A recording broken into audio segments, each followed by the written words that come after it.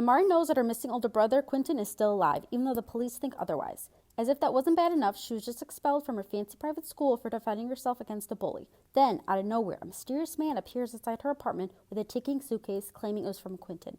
That suitcase shows her that our world is full of magical creatures that live among us in secret, and she's been nominated to compete for a junior role within the Bureau of Supernatural Affairs. Her only goal is to stick around in the competition long enough to find out what happened to her brother and bring him home. For an 8th grader, Marcus is big and intimidating.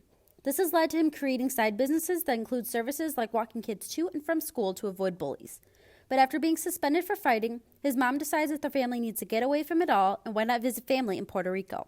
While Marcus doesn't know the family he's visiting, nor can he speak Spanish, he's excited for the opportunity to be on the same island as the father that left them 10 years ago, and decides to find him. Will Marcus find his father, and will he be happy with what he finds if he does? Silas Wade chooses to do a presentation on Glenn Burke for a reason, and it isn't just because Burke created the high five. He was the first Major League Baseball player to come out as gay. When Silas comes out to his best friend Zoe and his baseball coach, he worries what everyone else will think if they know the truth. But when he tries to cover up the truth with a lie, Silas causes his own disaster in the process. Will he be able to accept himself for who he is and fix the mistakes he's made? Claire doesn't believe in ghosts. She's a scientist, but her dad's the exact opposite. He owns a bus tour company that goes around all of Chicago's most haunted locations.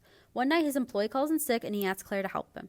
It seems like an ordinary tour, which Claire's embarrassed to be seen on, till she notices a boy in the back she doesn't remember counting. Something is off about him, in his sad face and dark eyes. But he disappears before Claire can get a good look at him. Claire moves on, believing she was imagining it, until the scratching begins.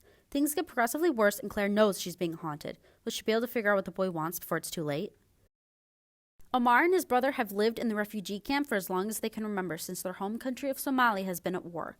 Life is a struggle for them since they have no family besides one another, not enough food or things to do, or even adequate medical care for his brother. Omar's only chance at changing their lives is going to school and getting an education, but that would mean leaving his nonverbal younger brother, Hassan, by himself all day. Take a look into the life of a refugee child throughout the years as he struggles to take care of his brother, gain an education, and maintain hope of finding his mother and being resettled in America. Zoe wishes she could have 8 arms like an octopus. She'd be able to do more than just take care of her 3 younger siblings every day after school while her mother works. They all live with her mother's boyfriend Lenny and his father in a trailer. A stable home life for once, but Lenny isn't the nicest person. While she usually prefers to stay under the radar of the other kids at her school, Zoe's interest in the octopus puts her in the radar of a teacher. That teacher forces her to join the debate club, and through that, Zoe begins to see her life in a whole new way. Alberta has been the only black girl her age in her small beach town for years, so she's thrilled when the new owners of the bed and breakfast across the street is a black family with a daughter her age. But they're both very different. Alberta loves pink, the beach, and surfing, while Edie is a Brooklyn native who loves black, living in the city, and avoiding the water at all costs. Despite these differences, they bond being the only black girls in their grade, knowing nobody else knows what it's like to be the only black person in a classroom. They discover a set of journals in Edie's new bedroom in the attic, and begin studying to find out who the writer is, what she's keeping secret, and how her journals ended up there. Rush just wants to be a normal kid and blend in, but that's tough when you're the cancer kid at school. After he's diagnosed with a rare eye cancer, Ross is left with one eye closed and a wink from his surgery. He spends his free time in doctor's offices getting treatment, talking music with his radiation tech, and doing doodles of his Bat Pig creation. While his best friend Abby has been supportive and jokes around to help him feel normal, their other best friend Isaac has been acting weird and not talking to him. Nobody knows quite how to talk to him without sympathy or focusing only on his diagnosis. Can Ross ever be seen as more than just the cancer kid? It's the summer after 7th grade, and Mia has just moved with her parents back to Vermont to be closer to her grandmother. While gymnastics used to be her passion, after Mia broke her arm, she would rather forget all about it and the secret she's been keeping.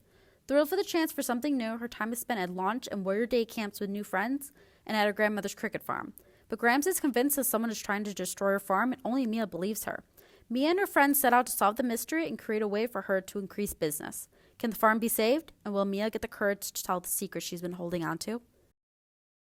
June 23, 2018 started as an ordinary day for 12 young soccer players and their coach, but it didn't end that way.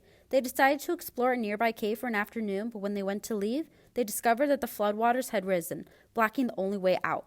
Once the team was discovered missing, it became a harrowing rescue operation unlike any other, involving thousands of rescue workers and volunteers from all over Thailand and specialists from around the world. Learn about the dangerous circumstances surrounding the complicated cave system, the lives of the boys struggling to survive, and the heroes who work to save them.